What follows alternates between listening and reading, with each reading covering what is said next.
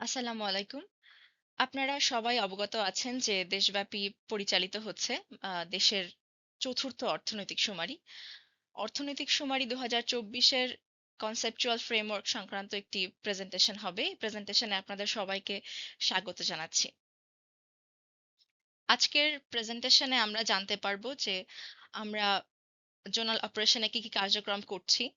আমাদের জোনাল অপারেশনের প্রথম ধাপ ইতোমধ্যেই সম্পন্ন করা হয়েছে এবং দ্বিতীয় ধাপটি সম্পন্ন করা হবে। আমরা আরো জানতে পারবো আমাদের লিস্টিং কার্যক্রমে কি কি করা হবে, লিস্টারগণের দায়িত্ব কি হবে, আমাদের প্রতিষ্ঠানগুলোর ধরন এবং ইত্যাদি অনেক কিছু আমরা উদাহরণ সহ দেখতে পারবো। আমরা অবগত আছি আমাদের প্রথম জোনাল অপারেশন ইতোমধ্যেই সম্পন্ন করা হয়েছে এবং প্রথম পর্বে আমরা যেই কাজগুলো করেছি তার মধ্যে গুরুত্বপূর্ণ কিছু পয়েন্ট আমি উল্লেখ করছি। আমরা লিস্টিং কাজের যে ম্যাপিং করতে হয়, গঠন করা সেটা করতে পেরেছি। আমরা যেহেতু ক্যাপি পদ্ধতিতে আমাদের শুমারি পরিচালনা করব, সুতরাং আমাদের ট্যাবলেটগুলো প্রস্তুত করেছি।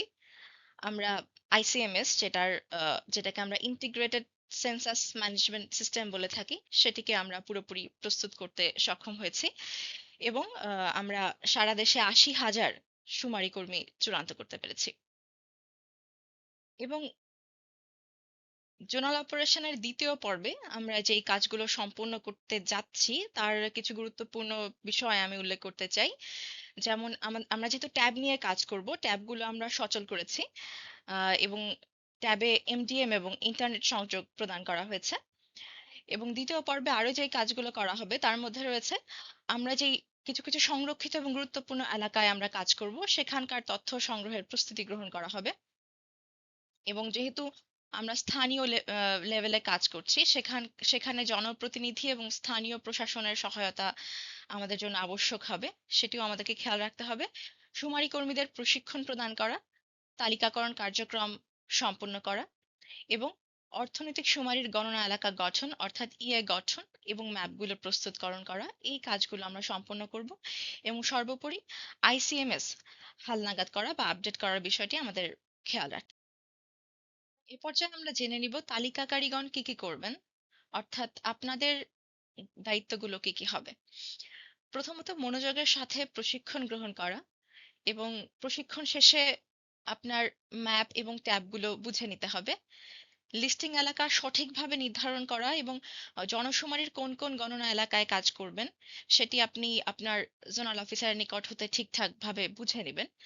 এবং যেহেতু আমাদের লিস্টিং অপারেশন ১ তারিখ থেকে শুরু হচ্ছে, সুতরাং ১ তারিখের আগের দিন আপনি ট্যাবলেটটি প্রপারলি চার্জ দেবেন, ইন্টারনেট সংযোগ ঠিকঠাকভাবে কাজ করছে কিনা সেটি দেখতে হবে এবং ক্যাপি অ্যাপ্লিকেশন আপডেটেড কিনা সেটিও যাচাই করে নিতে হবে।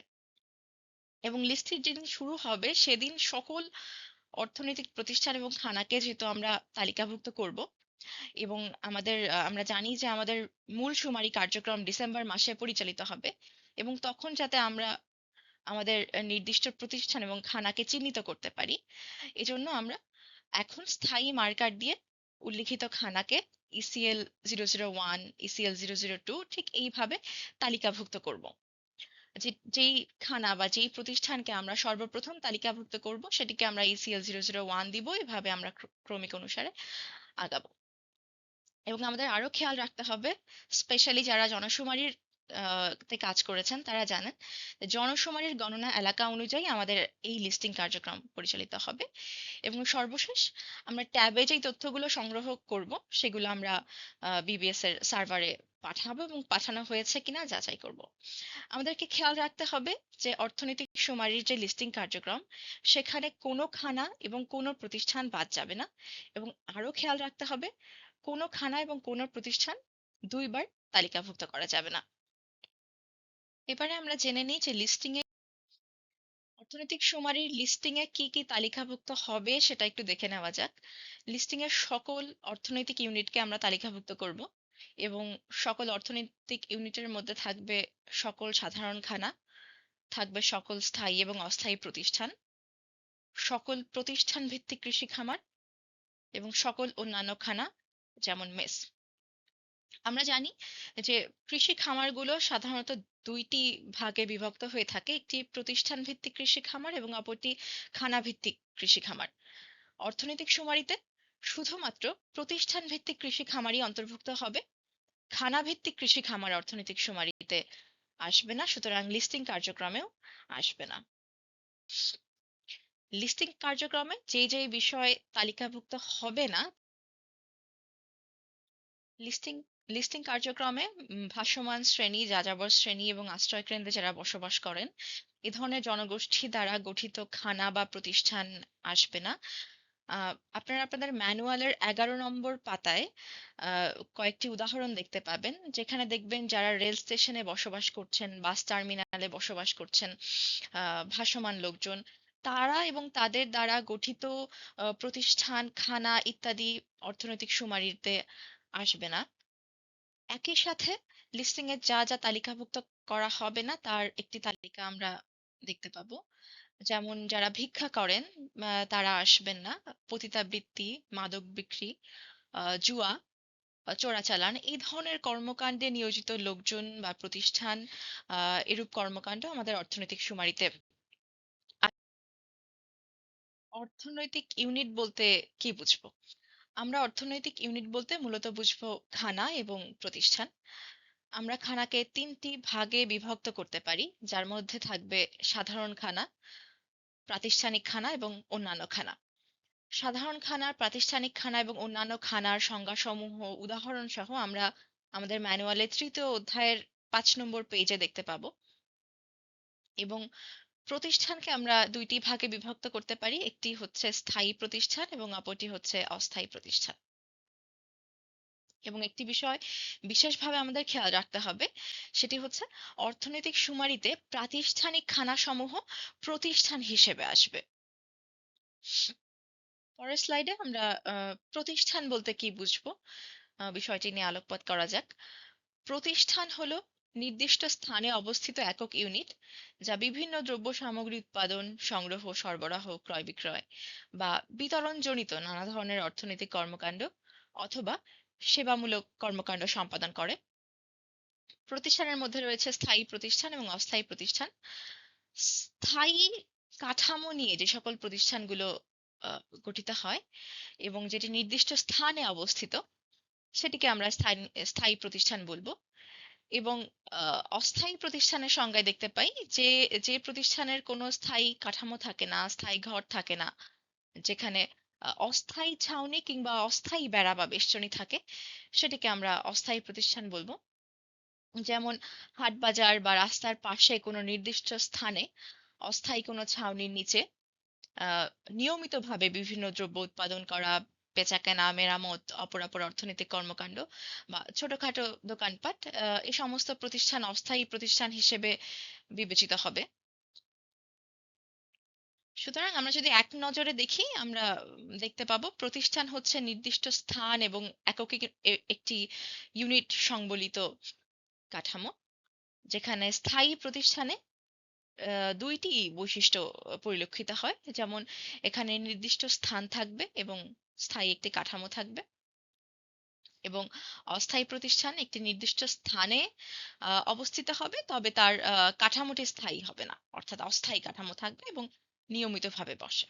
সুতরাং প্রতিষ্ঠানের যে সমস্ত কি বৈশিষ্ট্য বা আহ গুরুত্বপূর্ণ বৈশিষ্ট্য আমরা দেখতে পাই, তা হলো নির্দিষ্ট স্থানে অবস্থিত হতে হবে, একক ইউনিট হতে হবে, স্থায়ী বা অস্থায়ী কাঠামো থাকতে হবে এবং এটি নিয়মিতভাবে কার্যক্রম পরিচালনা করে থাকবে।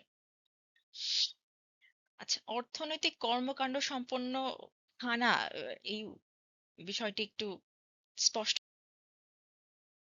আমরা জানি যে আমাদের লিস্টিং কার্যক্রমের বা লিস্টিং করার অন্যতম উদ্দেশ্য হচ্ছে সাধারণ খানা থেকে অর্থনৈতিক কর্মকাণ্ড সম্পন্ন খানাসমূহকে আলাদা করা। সুতরাং আমাদের একটা স্পষ্ট ধারণা থাকতে হবে অর্থনৈতিক কর্মকাণ্ড সম্পন্ন খানা বলতে আমরা কি বুঝি। আমরা জানি যে যে সকল খানায় বসবাস ছাড়াও আয়ের জন্য খানার অভ্যন্তরে বা খানার প্রাঙ্গণে কোনো কুটির শিল্প অথবা খানাভিত্তিক ব্যবসা অথবা অন্য কোনো অর্থনৈতিক কাজ করা হয়, অথবা খানার এক বা একাধিক সদস্য ভ্রাম্যমাণ অর্থনৈতিক কর্মকাণ্ডের সাথে জড়িত থাকেন, সে সকল খানাকে অর্থনৈতিক কর্মকাণ্ড সম্পন্ন খানা হিসেবে ধরা হবে। সুতরাং আমরা দেখতে পাই অর্থনৈতিক কর্মকাণ্ড সম্পন্ন খানাটির অবস্থান হবে খানার অভ্যন্তরে বা প্রাঙ্গণে, অথবা ভ্রাম্যমাণ অর্থনৈতিক কর্মকাণ্ড হতে পারে। আমি রিপিট করছি, খানার অভ্যন্তর বা প্রাঙ্গণ অথবা ভ্রাম্যমাণ অর্থনৈতিক কর্মকাণ্ড, এই দুটিকে ঘিরেই অর্থনৈতিক কর্মকাণ্ড সম্পন্ন খানা গঠিত হতে পারে।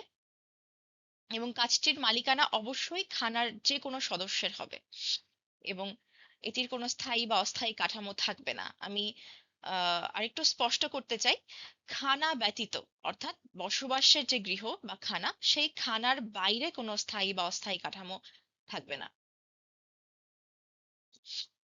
আমরা আরো স্পষ্ট হওয়ার জন্য আমরা আমাদের ম্যানুয়ালের 10 নম্বর পৃষ্ঠায় নজর দিতে পারি। সেখানে উদাহরণ সহ অর্থনৈতিক কর্মকাণ্ড সম্পন্ন খানার বিভিন্ন বিষয় উল্লেখ করা হয়েছে। এই পর্যায়ে আমরা কতিপয় অর্থনৈতিক কর্মকাণ্ড বিবেচনায় আনবো এবং আমরা ভেবে বলবো যে এই কর্মকাণ্ডগুলো খানাভিত্তিক অর্থনৈতিক কর্মকাণ্ড বলে বিবেচিত হবে কিনা। প্রথমেই আমরা যে উদাহরণটা দেখি, খানার অভ্যন্তরে বা আঙিনায় বিভিন্ন কুটির শিল্প, এটার মধ্যে থাকতে পারে বিভিন্ন বাঁশের কাজ, তাঁত কামারের কাজ, কাগজের ঠোঙা তৈরি, মুড়ি ভাজা, খেলনা তৈরি, বাঁশ বেতের কাজ, শীতল পাটি বা মাদুর তৈরি, টুপি তৈরি, কাঁথা সেলাই, বিড়ি বাঁধা, এই ধরনের কতিপয় অর্থনৈতিক কর্মকাণ্ড যেটি খানার অভ্যন্তরে পরিচালনা করা হয়, খানার প্রাঙ্গণে পরিচালনা করা হয়, সেটি সেটি খানাভিত্তিক অর্থনৈতিক কর্মকাণ্ড বলে বিবেচিত হবে। এরপরে আসি খানাভিত্তিক বিভিন্ন অর্থনৈতিক কাজ বা ব্যবসা পরিচালনা করা, যেমন খাবারের ব্যবসা, কাপড়ের ব্যবসা, ফ্রিল্যান্সিং, উদ্যোক্তা, অনলাইন বিজনেস উদ্যোক্তা, সোশ্যাল মিডিয়ার উদ্যোক্তা, যেমন ইউটিউবার, ব্লগার, টিকটকার, ফেসবুকার, যারা নিজস্ব চ্যানেলের মাধ্যমে উপার্জন করেন, তারা খানাভিত্তিক অর্থনৈতিক কর্মকাণ্ডের আওতায় আসবেন। এবং বিশেষভাবে একটি বিষয় খেয়াল রাখতে হবে, সেটি হলো যে ফ্রিল্যান্সিং বা অনলাইন বিজনেস যারা পরিচালনা করবেন তারা অবশ্যই উদ্যোক্তা হবেন। পরবর্তীতে দেখতে পাই ভ্রাম্যমাণ অর্থনৈতিক কর্মকাণ্ড, যেমন হকার, ফেরিওয়ালা, নিজের রিক্সা, ভ্যান, অটোরিক্সা, ঠেলাগাড়ি, মোটর বাইকে মানুষ বা মালামাল পরিবহন, ভ্রাম্যমাণ সবজি বিক্রেতা, এদের কর্মকাণ্ডটি খানাভিত্তিক অর্থনৈতিক কর্মকাণ্ড বলে বিবেচিত হবে কিনা আমরা একটু বিবেচনা করি। আমরা যদি দেখি যে নিজের ভ্যান বা নিজের অটোরিকশা, নিজের মোটর বাইকে মানুষ বা মালামাল পরিচালনা করেন, যেহেতু কাজটির মালিকানা তার নিজের, সুতরাং আহ, এটি খানাভিত্তিক অর্থনৈতিক কর্মকাণ্ড বলে বিবেচিত হবে। যদি এই অটোরিকশা বা ভ্যানের মালিকানা অন্য কারো কাছে থাকে এবং তিনি ভাড়ায় চালনা করেন, সেক্ষেত্রে একটি খানাভিত্তিক অর্থনৈতিক কর্মকাণ্ড বলে বিবেচনা বিবেচনা করা হবে না। পরবর্তী উদাহরণে দেখি যে রাস্তার পাশে যদি কেউ জুতা পালিশের কাজ করে, ভ্যানের উপর সবজি বিক্রি করে, সেটি খানাভিত্তিক অর্থনৈতিক কর্মকাণ্ড বলে বিবেচিত হবে। তবে এক্ষেত্রে শর্ত থাকবে যে কাজটির মালিকানা তার ব্যক্তির নিজের হবে বা খানার কোনো সদস্যের হবে। পরের স্লাইডে আমরা আরো কিছু উদাহরণ দেখব এবং আমরা বিবেচনা করব উল্লিখিত কাজগুলো খানাভিত্তিক অর্থনৈতিক কর্মকাণ্ড বলে বিবেচনা করা হবে কিনা। প্রথমেই দেখতে পাই এবং আমরা একটা জিনিস বলে নিতে চাই, ম্যানুয়ালের 10 এবং 11 নম্বর পৃষ্ঠায় বিভিন্ন উদাহরণের মাধ্যমে দেখানো হয়েছে যে উক্ত কর্মকাণ্ডগুলো খানাভিত্তিক অর্থনৈতিক কর্মকাণ্ডের আওতায় আসে কিনা।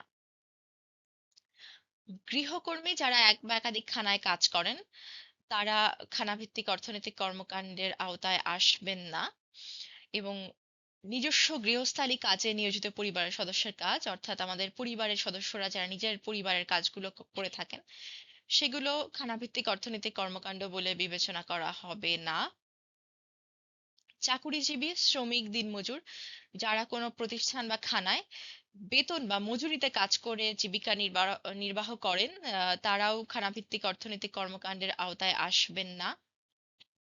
এবং কাজের প্রাপ্যতার উপর নির্ভর করে বিভিন্ন ধরনের কাজ করা ব্যক্তি, যেমন লোড বা আনলোডের কাজ করেন এরকম ব্যক্তি, রাজমিস্ত্রি বা ছুতারকে সাহায্য করেন এমন ব্যক্তি, ঠিকাদারের জন্য কাজ করেন এমন ব্যক্তি, এরা খানাভিত্তিক অর্থনৈতিক কর্মকাণ্ডের আওতায় আসবেন না।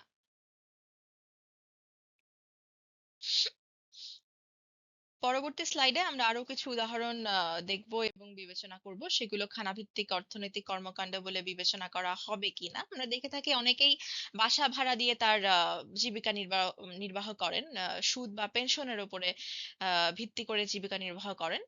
সুতরাং শুধুমাত্র রেমিটেন্স, ভাড়া, সুদ, পেনশন অথবা দান ইত্যাদির উপরে নির্ভর করে জীবিকা নির্বাহ করেন, এরূপ কর্মকাণ্ড সমূহ খানাভিত্তিক অর্থনৈতিক কর্মকাণ্ড বলে বিবেচনা করা হবে না।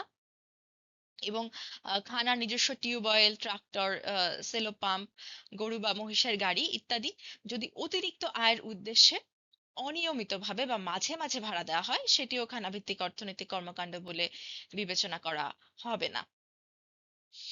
এখানে যে দ্বিতীয় পয়েন্টটি রয়েছে এটির উপরে আমি বিশেষভাবে জোর দিতে চাই। আমি আবারও বলছি যে যেমন উদাহরণটি রয়েছে, গরু বা মহিষের গাড়ি ইত্যাদি যদি অতিরিক্ত আয়ের উদ্দেশ্যে অনিয়মিতভাবে মাঝে মাঝে ভাড়া দেয়, তাহলে সেটি খানাভিত্তিক অর্থনৈতিক কর্মকাণ্ড হিসেবে আসবে না।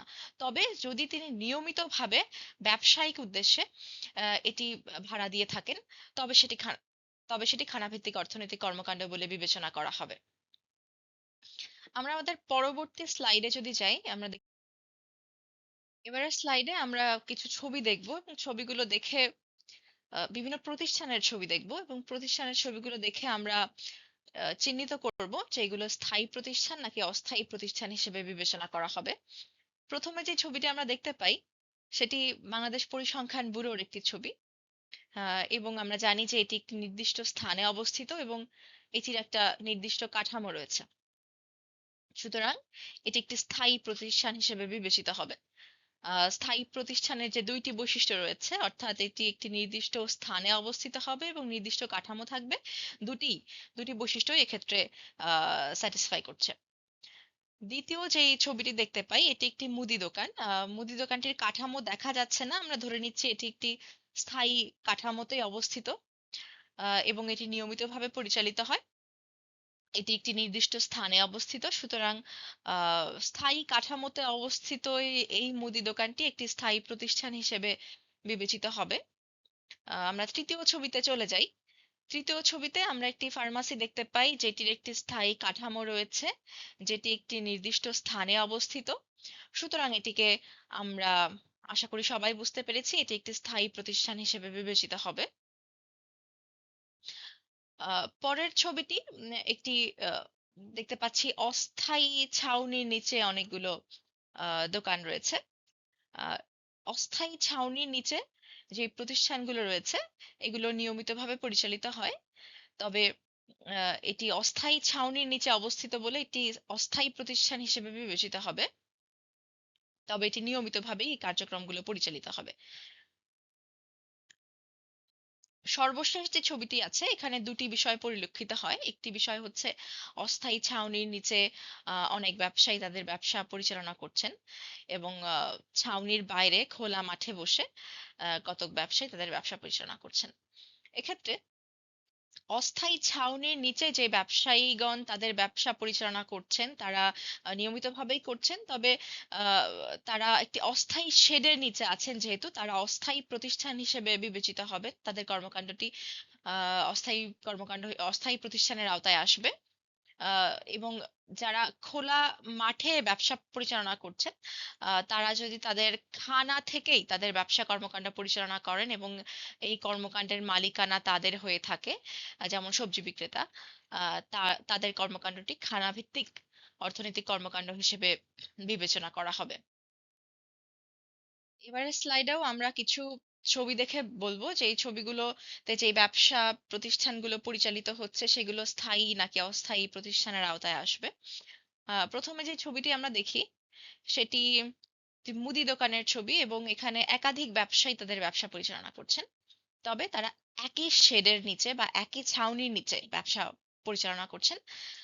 সুতরাং আমরা এটাকে অস্থায়ী প্রতিষ্ঠানের আওতায় ফেলতে পারি, কারণ এখানে নিয়মিতভাবে ব্যবসা পরিচালিত হচ্ছে এবং এখানে একটি অস্থায়ী কাঠামোর নিচে ব্যবসা পরিচালিত হচ্ছে, সুতরাং এটি অস্থায়ী প্রতিষ্ঠানের আওতায় আসবে।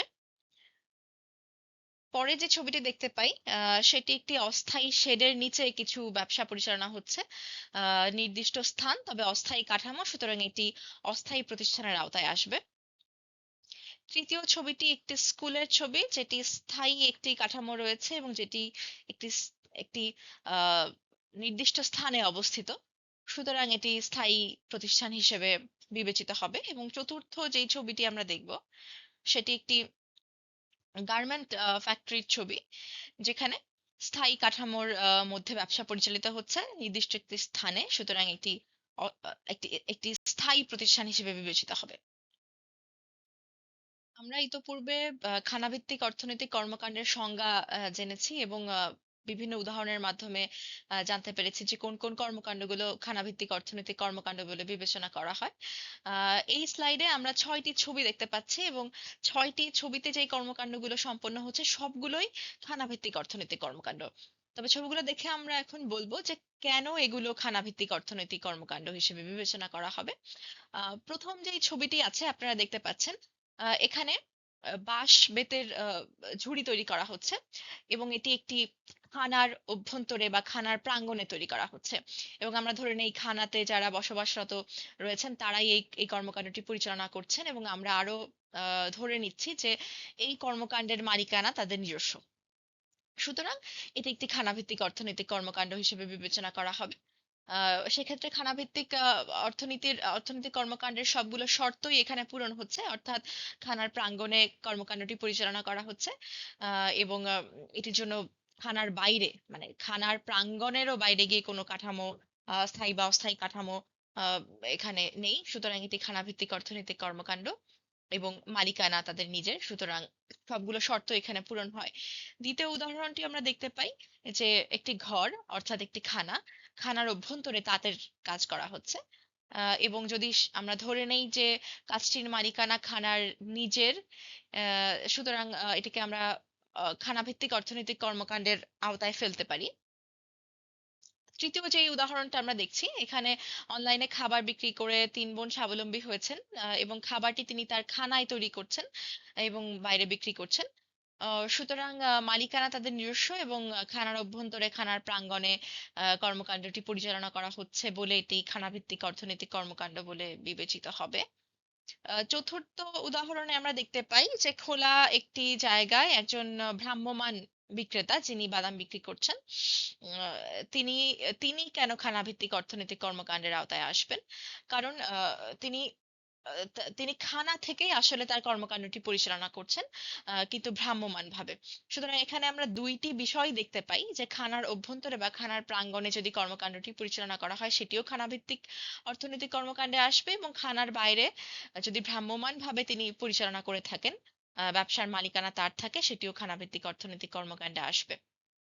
পঞ্চম উদাহরণে আমরা দেখতে পাই ভ্রাম্যমাণ ভ্যানের ওপরে জুতা বিক্রি করা হচ্ছে।